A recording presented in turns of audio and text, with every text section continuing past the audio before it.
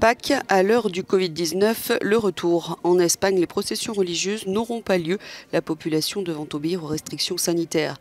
Malgré tout, des dizaines de personnes se sont rendues dans les églises pour les célébrations de la Semaine Sainte, tandis que dans certaines villes, comme à Elín, les habitants ont célébré le traditionnel battement de tambour depuis leur balcon.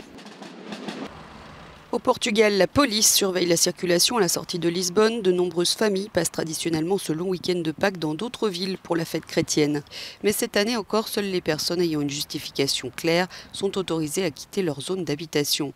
La deuxième phase du redémarrage du pays débutera le lundi 5 avril avec la réouverture des écoles de troisième année, des terrasses, des gymnases et des monuments.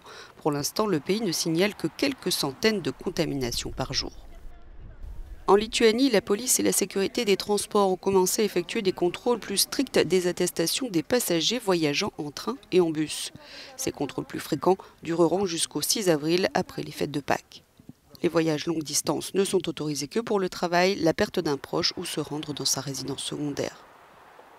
Malgré la pandémie en Suisse, les autorités sont aussi sur le qui-vive. Elles s'attendent à une forte affluence pendant les fêtes de Pâques et par conséquent à des embouteillages comme chaque année, à l'exception de 2020.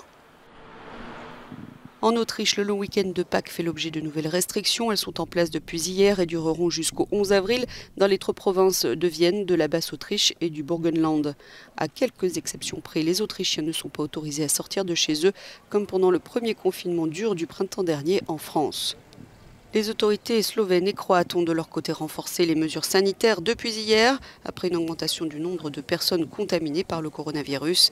Ces mesures seront imposées jusqu'au 11 avril. Et puis alors qu'au début de la pandémie, les navires de croisière se sont parfois transformés en clusters, il semble qu'ils fassent désormais partie des rares opportunités de passer des vacances sûres. Depuis août dernier, une vingtaine de paquebots ont repris la mer. Ces navires ont mis en place un protocole de sécurité très strict et accueillent beaucoup moins de passagers, plus qu'un tiers de leur capacité. Certains vont passer de bonnes vacances de Pâques.